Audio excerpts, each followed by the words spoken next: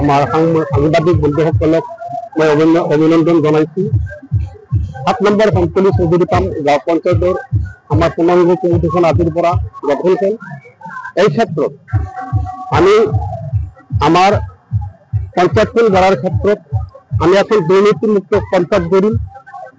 আমাৰ যিখিনি ৰাইজ আছে তেওঁলোকৰ লগত দিহা পৰামৰ্শ কৰি পঞ্চায়তৰ উন্নয়নমূলক কামখিনি আমি আগবঢ়াই লৈ যাম।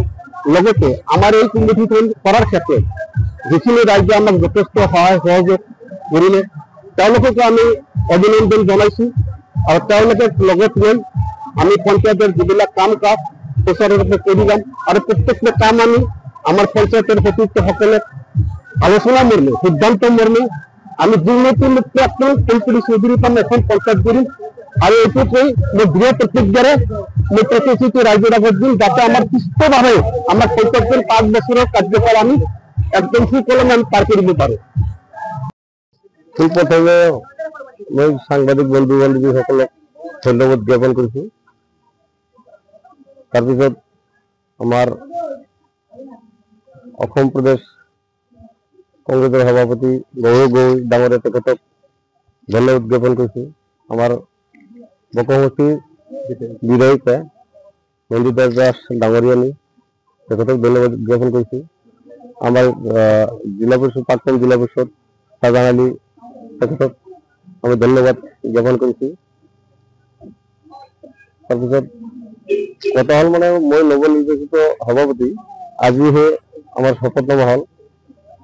মোৰ বহুত দিনৰ পৰা মোৰ ভিতৰৰ কল্পনা আছিল মানে মই যদি কোনোবা দিন সভাপতি হ'ব পাৰোঁ তেতিয়া মই ইলেকশ্যন কৰিম। আজিৰ পৰা প্ৰায় 15-20 বছৰ মানে আগৰ পৰা মোৰ ধান্দা আছিল। আৰু সেই ধান্দাটো মানে আজি আল্লাহ মোক বা ভগৱানে মোক মানে বাস্তৱায়িত কৰিছে। সেইকাৰণে মই বহুত সুখী হৈছোঁ। আৰু আজি যে নৱনিৰ্বাচিত সভাপতি আমাৰ যিখিনি ৱাৰ্ডৰ আমাৰ 39 চৌধুৰী পাম যিখিনি ৱাৰ্ডৰ মানে 10টা ৱাৰ্ডৰ সভাপতি ৱাৰ্ডৰ সদস্য 9টা সদস্য মোক সাবৰ দি মানে নৱনিৰ্বাচিত সভাপতি গঠন কৰিছে নিযুক্ত কৰিছে। এইকাৰণে তেখেতক মানে মই বহুত ধন্যবাদ জ্ঞাপন কৰিছোঁ।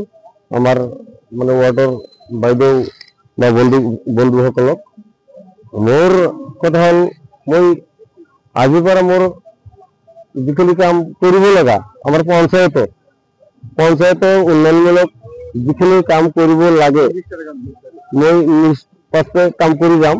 মানে তাত মানে কোনো ধৰণৰ মানে দুৰ্নীতি থাকিব নালাগে আৰু দুৰ্নীতিমুক্ত মানে পঞ্চায়তখন কৰি বুলি মোৰ আশা।